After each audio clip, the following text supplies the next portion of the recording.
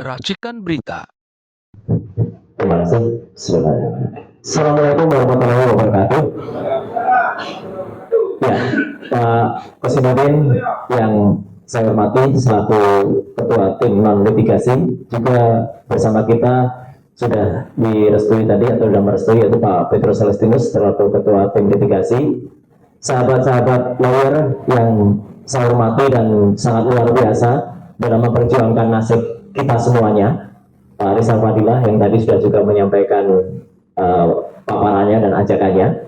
Saya ingin menambahkan beberapa poin dan insya Allah tidak akan mengulangi apa yang sudah disampaikan dengan sangat benar oleh Pak Ahmad Kosinudin dan juga oleh Pak Rizal Fadilah. Bahwa yang pertama, untuk Joko Widodo, keputusan kita sudah jelas, ya, bahwa kelakuan atau cometan saudara Joko Widodo itu sangat tidak patut dan sangat tidak layak, apalagi kalau disebut-sebut dia adalah bekas seorang kepala negara. Ya. Kepala negara tidak boleh cerometan, kepala negara tidak boleh ngomong seenaknya. Kepala negara itu dan bekasnya itu pun harus ngomong sesuai dengan fakta, sesuai dengan data. Tidak boleh seenaknya menuduh. Dengan seenaknya dia menuduh kita punya orang besar di baliknya. Padahal jelas betul dia adalah orang kurus yang ada di balik dari gerakan-gerakan yang ada di seberang sana, ya, gitu. Jadi ada orang-orang yang kemudian masih berkelindang sampai tadi yang disebut seorang Sylvester Matutina yang nanti besok lusa akan kita munculkan satu gerakan yang sangat tegas terhadap Sylvester. Itu jelas karena ada orang kurus di belakang Sylvester, ada orang congkring di belakang dia yang kemudian terus melakukan upaya-upayanya. Bahkan sampai dengan hari ini, sampai dengan beberapa menit yang lalu, kalau kita lihat perombakan kabinet yang dilakukan oleh Pak Prabowo Subianto, masih tampak jelas bau-baunya, ya, masih ada orang-orang bekas dia itu yang bercokol dan menduduki posisi yang lumayan tinggi, termasuk salah satunya adalah kepala KSP, ya. Itu sangat-sangat apa ya, menurut kami ya melukai hati masyarakat, ya, atau kami sangat menyayangkan orang-orang seperti itu masih dipakai gitu loh oleh pemerintahan Pak Prabowo. Tapi itulah hak prerogatif Presiden dan kami tetap mendukung Pak Prabowo asal apa? Asal tetap lurus, asal tetap concern sebagaimana tadi disampaikan Pak Rizal Fadilah juga dan juga Pak Presiden, agar terus juga mensetujui dan membersamai kami.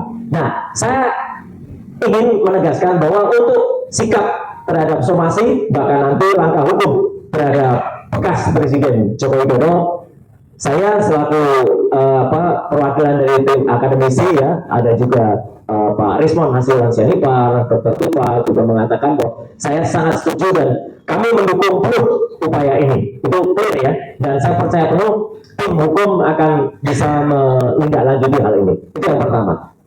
Yang kedua adalah soal Gibran Raka Buming Raka. Jelas betul sikap kita adalah kita mendukung upaya yang saat ini tengah dijalankan oleh Pak Subhan, sarjana hukum, magister hukum di Pengadilan Negeri Jakarta Pusat, yang melakukan gugatan perdata terhadap rakyat sekolah dari Gibran Raka Buming Raka. Tadi Mas Kosinudin sudah menyampaikan bahwa ada riwayat pendidikan yang tidak tepat atau tidak pas. Ini fatal. Saya urutkan sekarang. Kita tidak terlalu mempermasalahkan sekolah dasar dan sekolah menengah pertama, karena itu tidak ada dalam syarat pencapresan. Tapi dalam sekolah menengah atas, itu sesuai dengan Undang-Undang Nomor 7 Tahun 2017 tentang syarat pemilu, ya, itu jelas calon presiden atau wakil presiden itu berpendidikan minimal setara dengan SMA atau SMK atau madrasah aliyah atau madrasah aliyah kejuruan dan sekolah yang setara. Nah, sekarang kita lihat dalam daftar kurikulum vitae dan riwayat hidup dan riwayat pendidikan yang disampaikan oleh Gibran kepada KPU dan itu sudah digunakan secara resmi oleh Pak Subhan, terlihat jelas bahwa riwayat pendidikan Gibran dia memang tidak menyebutkan, ini sekaligus klarifikasi, ya, dia memang tidak menyebutkan sekolah dia pernah di SMA Santo Yosef yang ada di Solo. Meskipun itu pernah juga disampaikan oleh senior circle dia dan kelompoknya. Jadi saya hanya mengulangi saja. Tapi penegasan dari kepala sekolah, Bruder yang ada di Santo Yosef, jelas bahwa Gibran tidak tidak menempuh pendidikan di sana. Udah, itu kita pegang saja. Yang kedua adalah dia mengaku tahun 2002 sampai dengan 2004, jadi hanya 2 tahun. Dia bersekolah di sekolah namanya Orchard Park Secondary School, OPSS, yang ada di Singapura. Sekolah yang baru berusia 1 tahun secara resmi dibuka. Sekolah itu dirintis tahun 1999, baru dibuka pada tahun 2001.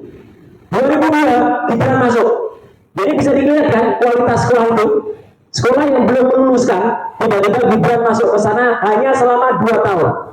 Dan setelah itu, pada tahun 2004, pada lembar kurikulum vitae dituliskan Gibran kuliah di UTS, University Technology of Sydney. Dan bahkan dalam pengumuman resmi, pamflet yang dulu digunakan pada saat publikasi capres cawapresnya, ini tertanggal 25 Oktober tahun 2023. Gibran sendiri dituliskan di situ, karena dia menolak itu bukan saya menuliskan, tapi dia menyetujui ini. Dia dituliskan dia S1 Management Development Institute of Singapore, lulus tahun 2004-2007. Kemudian S2 ya, Magister of Technology Sydney di Australia, University of Technology Sydney, tahun 2007-2010. Padahal ini terbalik. Jadi makanya kemarin saya nulis Gibran ini sekolah yang tertukar, kayak judul sinetron saja. Karena ternyata dalam lembar KPU yang kemudian menjadi bukti, dia baru masuk tahun 2004 itu di UTS.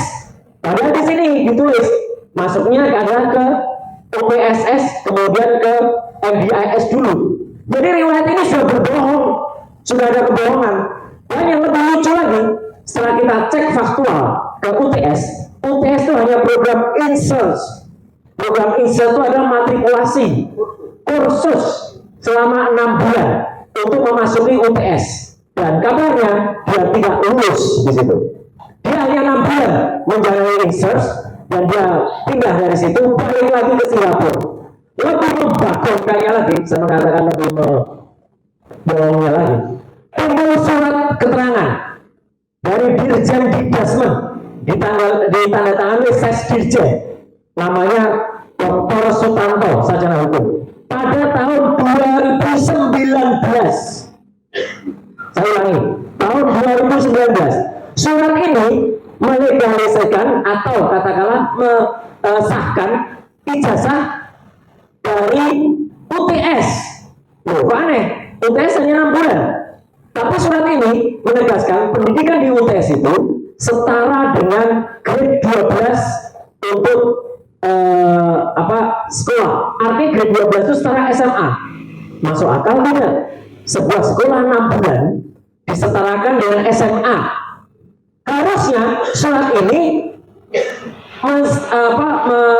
mesetarakan pendidikan yang di OPSS, yang di Orchard Park Secondary School. OPSS-nya tidak ada surat lulusnya. Kemudian justru yang 6 bulan malah dapat surat lulus ini. Dan ini surat lulus ini tahun 2006 keluarnya. Tapi baru legalisasikan tahun 2019. 13 tahun legalisasinya dari tahun 2006. Jadi ini kebalik. Bahkan kemudian ijazah yang ada di MDIS, ya, di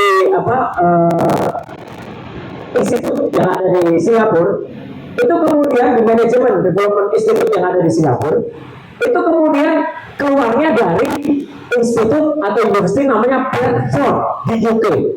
Ada surat sejenis, mohon maaf saya lupa menyampaikannya, bentuknya seperti ini, tapi bukan ini ya, ini saya sejenis saja.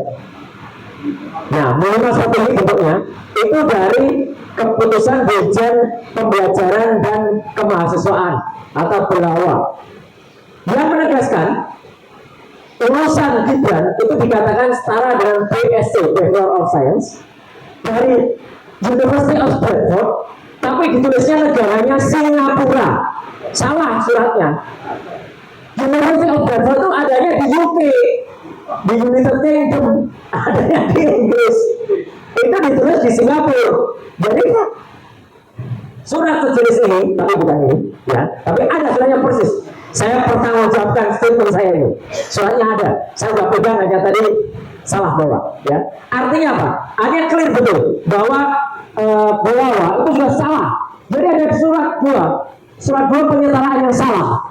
Yang salah SMA-nya, yang harusnya itu yang disetarakan adalah yang ada di Singapura, tapi yang disetarakan malah di Australia. Sedangkan surat dari Delawanya itu yang ada adalah justru dari UK, padahal dia tidak pernah sekolah di UK. Dan teman-teman, kalau mau cari ijazah yang ditunjukkan oleh Gibran itu gampang. Mau lihat? Nih contohnya. Tidak harus pasal pramuka. Silakan masuk ke website namanya fakediploma.com. Anda bisa buat ijazah yang sama seperti yang ditunjukkan Gibran. Persis sama. Artinya apa? Gampang kalau mau ngeprint ijazah kayak gitu yang ditunjukkan itu. Jadi sekaligus di sini kita mendukung penuh upaya dari Pak Subhan. Karena apa? Gibran ini sudah bisa dikatakan sebagai aib nasional. Nih, saya tunjukkan kaosnya. Nah, Fufu Papa adalah aib nasional. Tidak layak dia disebut sebagai wakil presiden kita. Ya, Fufu Papa adalah aib nasional. Nah, siapa Fufu Papa? Ya ini background ini. Saya tidak menuju orang loh ya. Saya hanya bilang Fufu Papa. Ya. Kalau Fufu Papa, oh ada yang mana? Nah, berarti dia ngaku kalau dia Fufu Papa. Ya. Tapi Fufu Papa itu bisa kita wujudkan dalam pewayangan namanya Petro.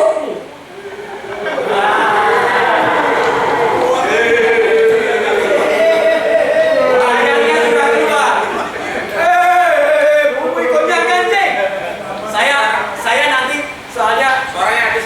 Oh, cek. Oh, sebentar.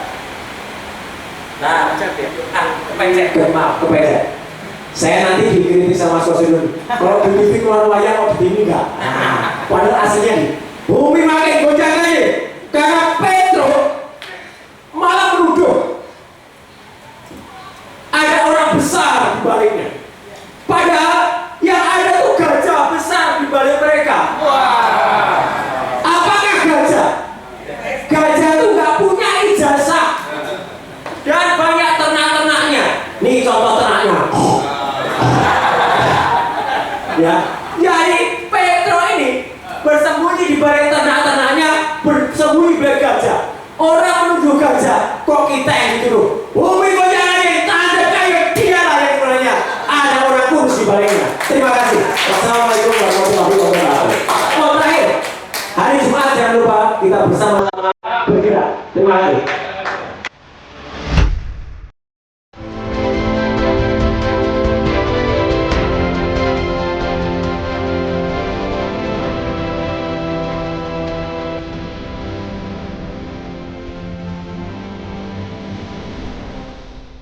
Racikan Berita